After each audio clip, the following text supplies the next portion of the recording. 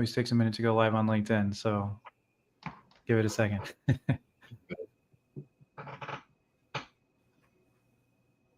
All right, welcome back to another live. I'm your host, Joseph Lewin.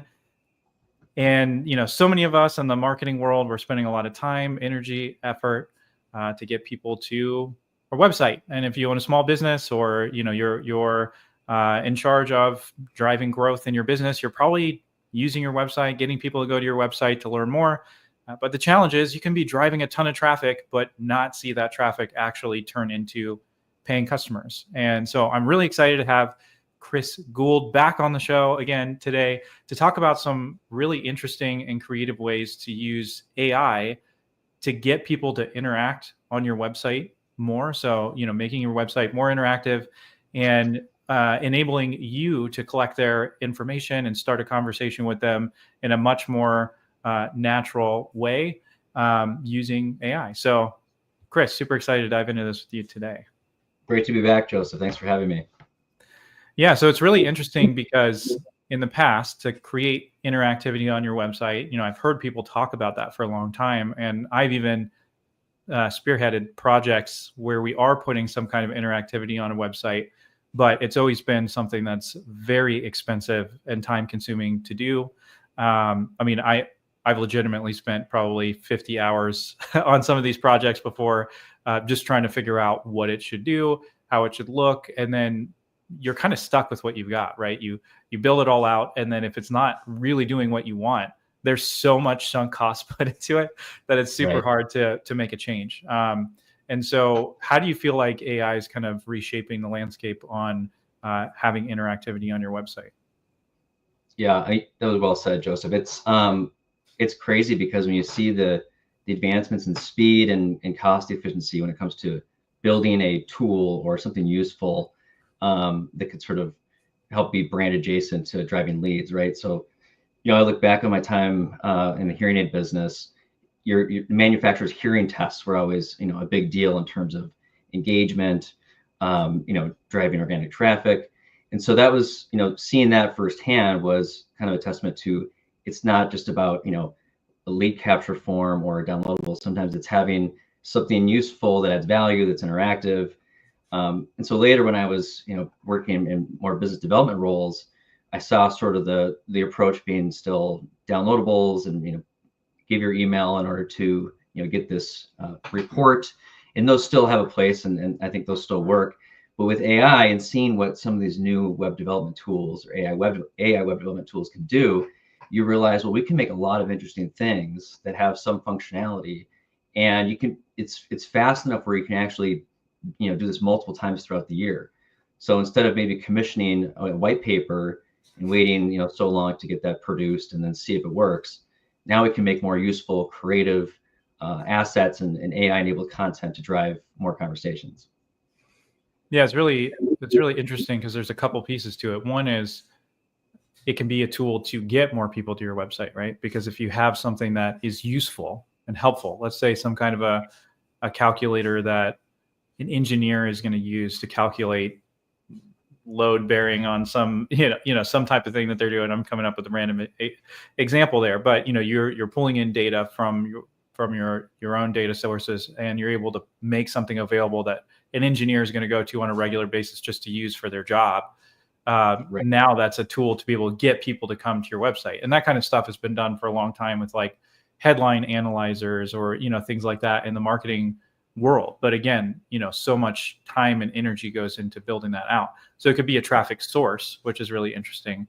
And then it can also be something where it helps to qualify, because if you have somebody on your website who's trying to figure out the load bearing for a certain type of bracket they need to buy it, and that's what you sell, now you're qualifying that, hey, if they're doing these calculations, they're probably going to be trying to spec our stuff or, stuff like ours into their designs or whatever. So I'd like to touch on both of those topics. So let's start with some interesting ways to use this to actually drive traffic to your website. Yeah. So, one early example, one of my early projects was in the concrete business. There's a lot of repairing of your driveway apron. So that's the the section that kind of buds up right against a garage, and so those deteriorate quickly. So if you're a concrete business, if you're doing driveways and sidewalks, one thing you could offer your prospects that adds some value and also gets your brand out there is something we created called the driveway apron analyzer tool. So this is basically a link that could be hosted on your website. It could be used as social content or even in your email signature, whatever promotional items you're running. It gives a homeowner a URL they can go to. It brings it to a landing page. It's fully branded with the company's brand, and then they can upload a picture that they took of their driveway apron, and they get an initial AI analysis of what's wrong with it, the condition that it's in, and some high-level recommendations for self-repair. But the key element to this is, the very last section would be for a true in-person inspection, contact us at this number or this email. So it's giving homeowners a useful tool that's really adjacent to the core offering. So when I talk to potential partners, it's who's your target audience and what do they need in their day-to-day, maybe to help them in their their work, or it could be a calculator of some sort. So that's sort of an example of that promotional. It can drive traffic as a standalone piece of content, but it can also live within your site once they get there. Yeah, I love that example because it actually covers both pieces, right? Because somebody is going to be searching for my driveway apron is cracked, so if you do, you're able to then, you'd have to create some other content around that, right? But then you're able to drive people to, hey, upload a picture and we're going to be able to show you, or your post on social, or have ads, or however you drive traffic to that, right? So you're generating traffic, but then it's a qualifier also, right? Because you're saying, hey, here's some things you could do to repair this on your own. So that's going to get rid of some of those tire kicker people that would have been calling you, because they're going to just try to go do it on their own. But then you're at the same time saying, hey, if you want a quote on this, or you want some extra help, give us a call. And so then it's qualifying people through that, and then driving people to reach out and start a conversation. And that's an example more in the service business, but other examples would be more B2B, right? So you're in a business development team and you're doing emails, you're trying to do phone outreach, but it's becoming harder and harder to get through to decision makers. So the other, the thought is, well, if we can build things this quickly that adds value, why not get a little bit more creative in how we're reaching out and what we're actually providing? So if you're a social media agency, you could build a scan your Instagram account and get a preliminary score based on that company's framework. Oh, and if you want to have a more in-depth conversation about multi-channel, let's talk. So you're providing some of these tools at no cost, and again, those could live via LinkedIn content, could be on a landing page, so it could be used throughout business development and sales. Yeah, it's interesting because I built a couple different tools and things like this over the years, and one that I did that it was just so much work to get it to fruition, but it was about understanding your messaging and then giving a score based on different things around messaging. And I built out this whole back end, like it was powered in Airtable, and it had to do all these calculations, and it was an insane amount of work to get all of that set up. And then anyway, it was just this whole assessment piece. But then the cool part is the people who we wanted to reach out to and we wanted to get on our site, they would immediately go, oh yeah, that's something I need an assessment with. So just the fact that they would take that assessment already showed us, hey, they are in the market to solve this problem. And then when they go through the whole thing, then same idea, right? We're giving them the step-by-step ideas of what they would need to do next. And then it makes it super easy from a sales perspective, because you have a reason to reach out, right? You reach out, and instead of it being like, hey, are you ready to buy from us? You're reaching out and you're saying, hey, a lot of times when people take this assessment, they have a couple questions around these specific things. Would it be helpful to hop on a call where we Yep. can walk you through some of the common mistakes that people make that, keep them from really implementing, the things that you had on your score, or, whatever the case would Yep. be. And so it's a super easy way to start that, to position your sales team as a consultant rather than as a salesperson, because they're coming in to help resolve that problem. Yeah. Well, and it's something different than your typical case study. It's something different than, a more annual report that was generated on their industry. So it's just, it's because the technology exists now, I feel like there's no excuse not to make stuff more interesting that would stand out and, have a likelier opportunity of becoming a conversation than another ignored email, Yeah. And what I really love about this concept overall is you're making it about them, right? And that's been my thing for a long time in the marketing world, is when people market, the tendency is to want to talk about yourself and how awesome you are and how you're better than everybody else. And, there is definitely a place for case studies, but I find that case studies and things like that are way more valuable further down the funnel, right? Further in the customer journey, when they're actually truly considering working with you. They just want to make sure that you're not incredibly risky to work with, right? But when Right. it comes down to getting their attention, or if they're not really bought into what you're doing, just sending over a case study, it's like they're not even going to read. Who's going to read that? I have never one time when I'm going to purchase something had a salesperson send me a case study before I was really deep down in the sales conversation that I looked at or paid attention to, because it's, how is that relevant, right? But this, you're saying, hey, we know that people in your shoes are running into this problem, and we want to make your life easier and help you solve it. So you're already Well, positioning yourself as, being there to help. exactly. I mean, another example that comes to mind of just making it easier is, let's say you've got a lengthy web form, on your site, and maybe it has to be on the longer side just based on the type of business you're trying to work with. There's no reason with, with AI, you can't say, put in your business URL, we'll scan your site, we'll fill out this form 90% of the way, and then all you have to do is fill in 2 more fields and submit. So I think that's probably going to become more common. So, I mean, another example, even when you look at, a lot of businesses still use standard contact form with, those form fields, and that's Yep. kind of the de facto forever and still is. But in addition to like autofill, I was working on a project recently for a software company that does, youth sports leagues. So they manage schedules and payments and whatnot.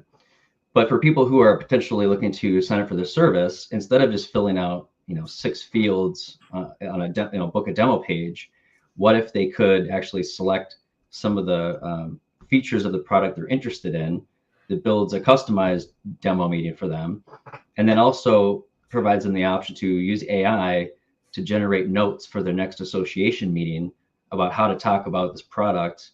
Because if that's where the decisions are generally being made, if you're some sort of committee or association, so this is giving one piece of added value in addition to even booking the demo, is now you've got agenda notes for your next meeting. So there's, I think, a lot of unique and creative things that can be implemented that simply haven't been thought of, because a lot of people don't know these tools exist and how much they can actually do. And I told you before, we're not building custom CRMs. We're building lightweight, valuable tools. So the ability to build these quickly and deploy and test and iterate is also one of the features. Yeah, and let's think into that a little bit more, because this is a huge issue when it comes to marketing, messaging, product development, and it's something that I've thought about and talked about a lot, which is, it's easy to overbuild something before you've proven market value. And in fact, I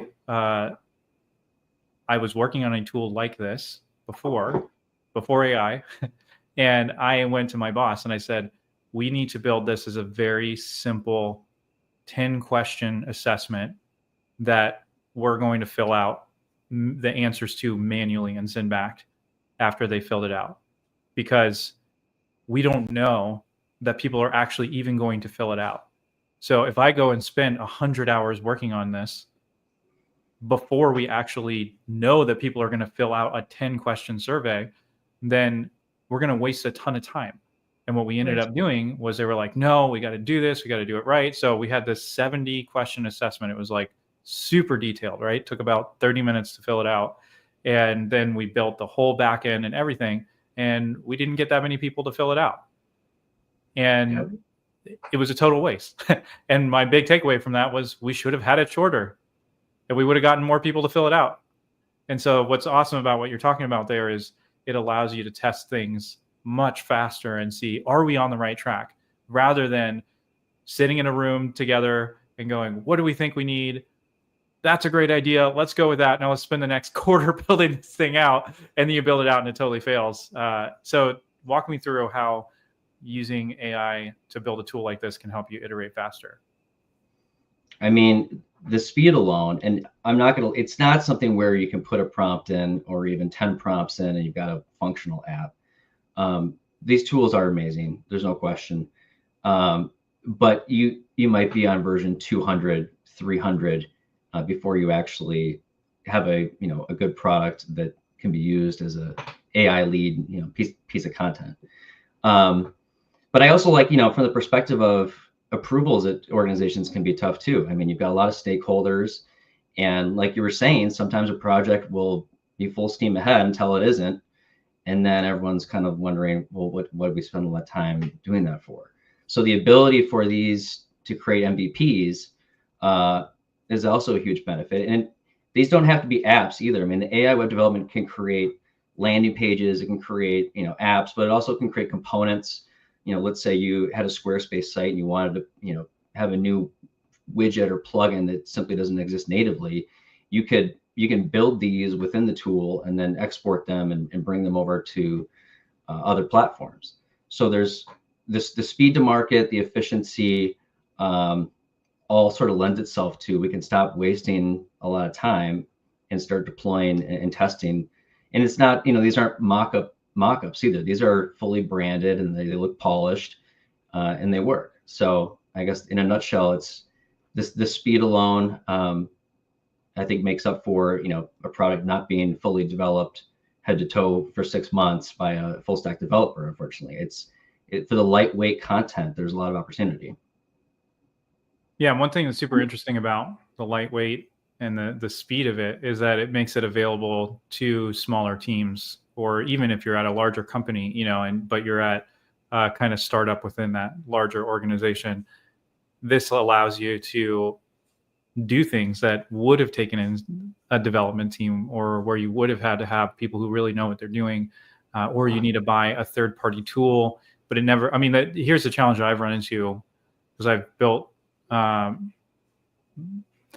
worked on stuff like this probably since like 2014, 2015, building out qualifying tools like this over the years. It's probably only 5 or 10, but I did it a long time ago on WordPress. And what would end up happening is I'd find a tool and I'm like, oh my gosh, there's a WordPress plugin that does what I need. And then I'd get into it, I'd start building it out. And then there would be one limitation that makes it completely unusable for whatever my use case is. Maybe it doesn't connect with my CRM, or any myriad of reasons, or there's one thing that I need to customize for this use case to work, and then that's the one thing in their tool that they don't let you customize, or whatever the case is, right? So what's cool about this is that you can white label it, and then you can make it completely custom to whatever your niche use case is, and not have to wait for that to end up in the roadmap for this tool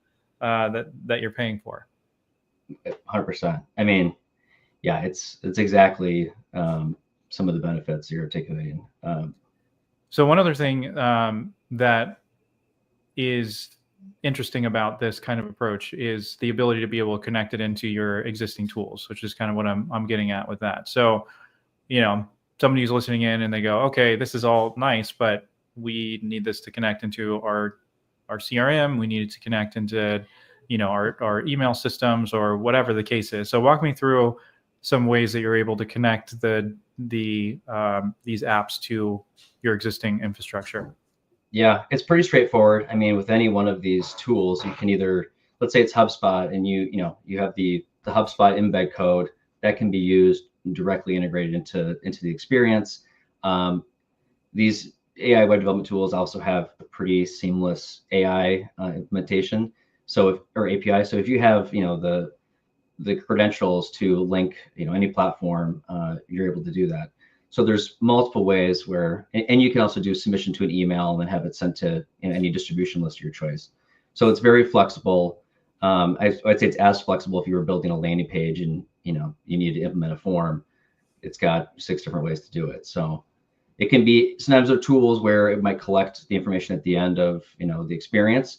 Other times it might be just a tool that they can use, and there's a call to action to email or click to call. So it just varies and is based upon what the business is and what they think is most appropriate for in terms of lead capture. Yeah. So when it comes to that data, is it primarily like email, phone number, name, stuff like that, or are you able to pull in other data that's been submitted also? It could be either. I mean, generally it's going to be any contact form.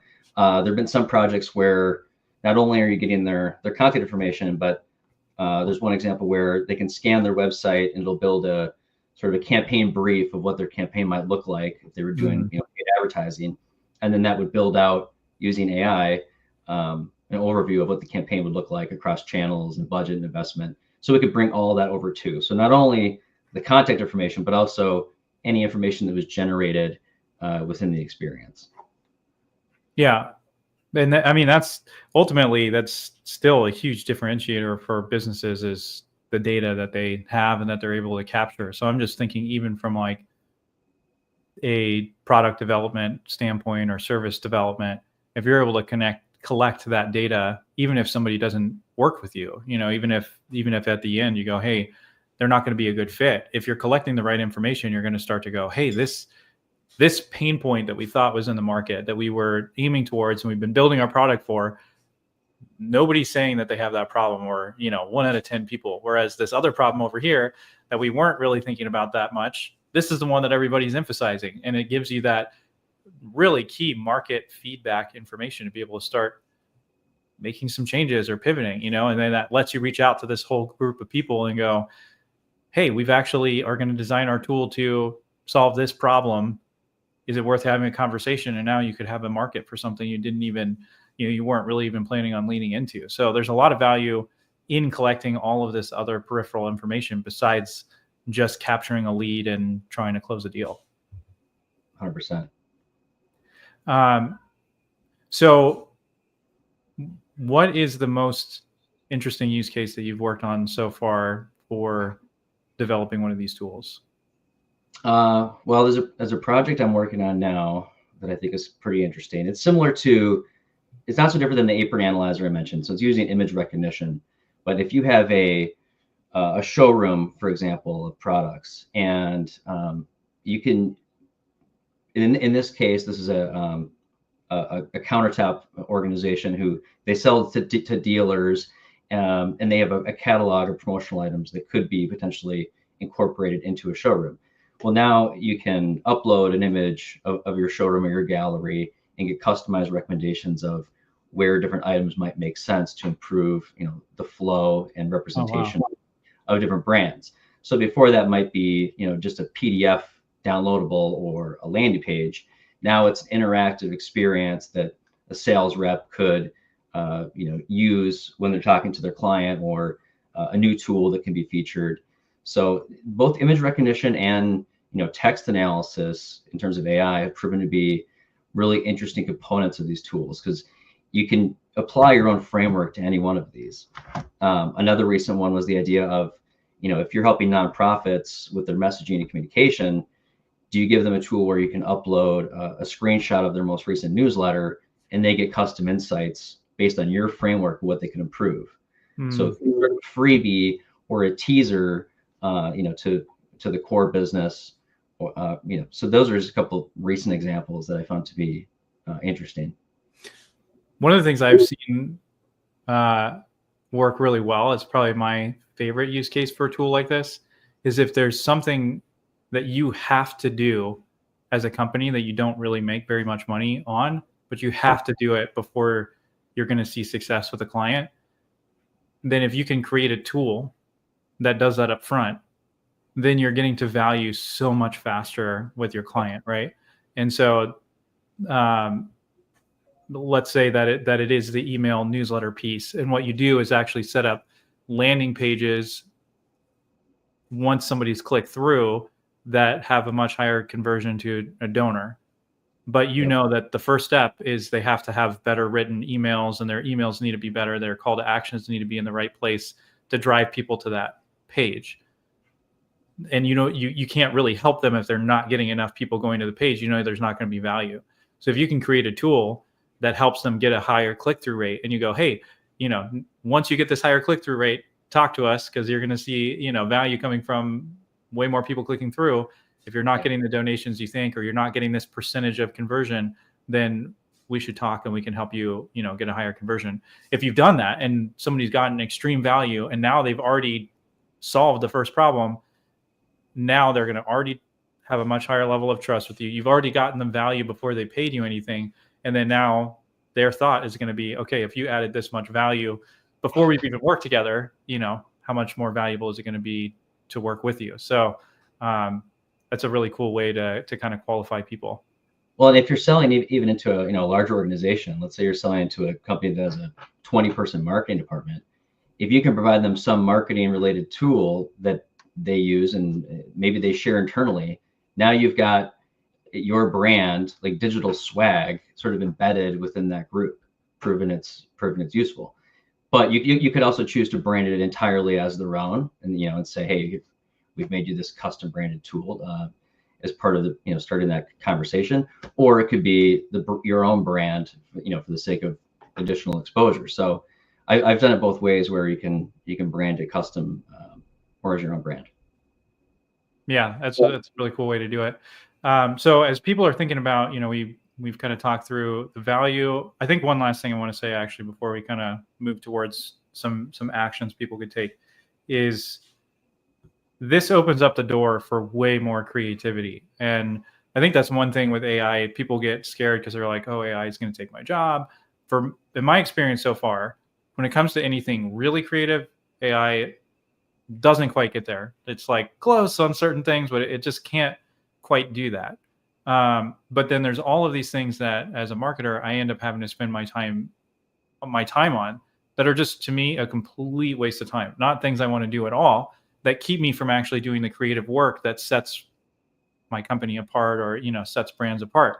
And so when we use AI to get rid of all of that busy work, then it opens up the door for creativity. And what I love about this is, now instead of being like, hey, they go to your website, you have copy on there, maybe you put a video, and either they move forward or they don't, or they download your ebook that nobody's going to read anyway, but you need to have it, and you're kind of set with the structure and everything like that. I mean, this opens up so much room to be like, well, what could we do? And I'll compare it to this, and then I'd love you to jump in with some more creative ideas on how this could be used. But it makes me think of this company that I've worked with that does out-of-home advertising, and they do a lot of billboards and stuff like that. And it's actually pretty interesting what they're able to do nowadays with data and stuff. It's pretty cool.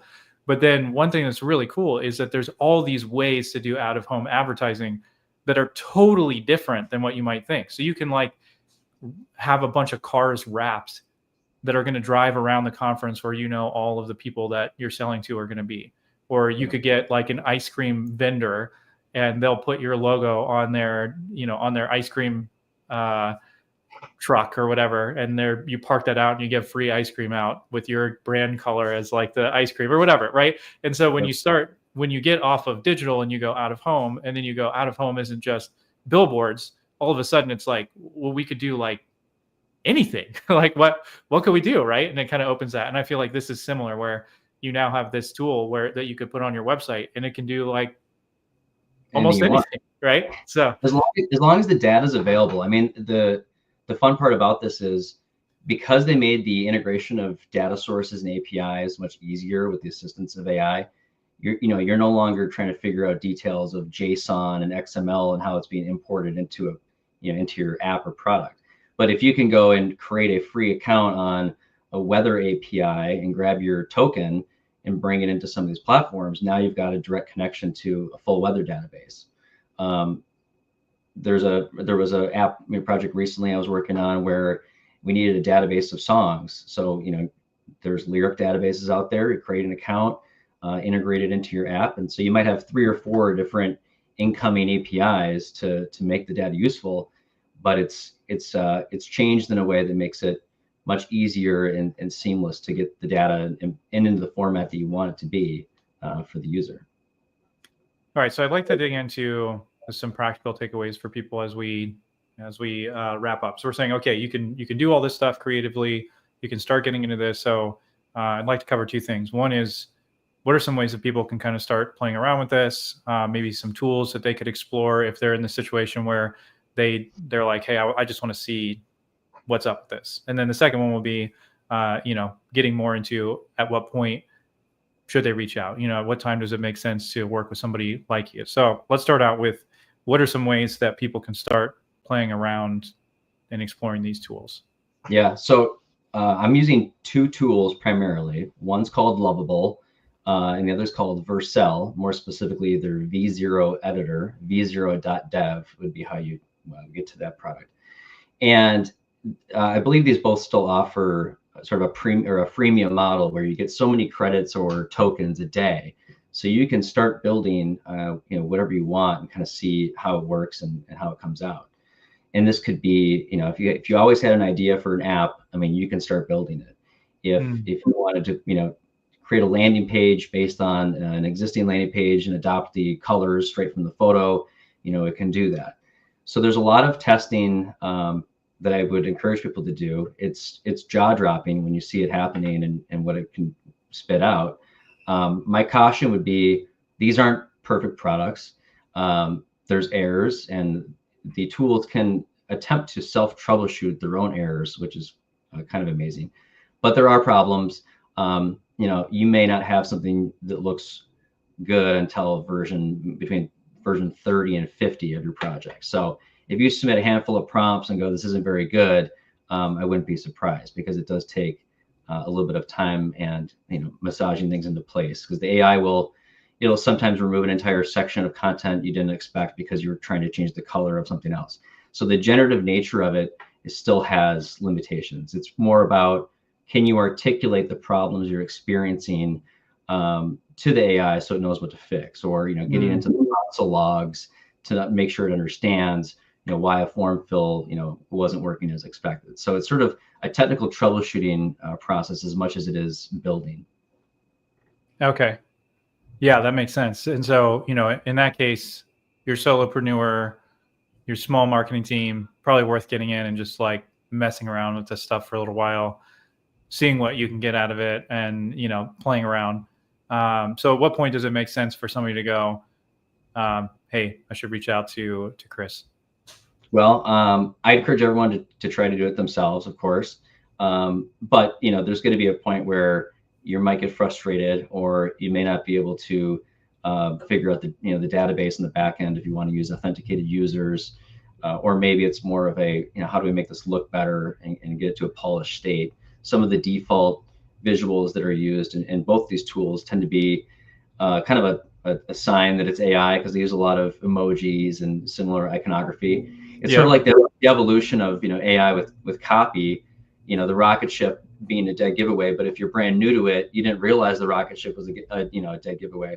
So you come to understand some of the tells, which is also part of the process. But I would say, whenever you start to feel out of your depth, or if you're getting stuck, or if you simply don't have the time to get through version 300 of your pilot app, that you're using for your next campaign.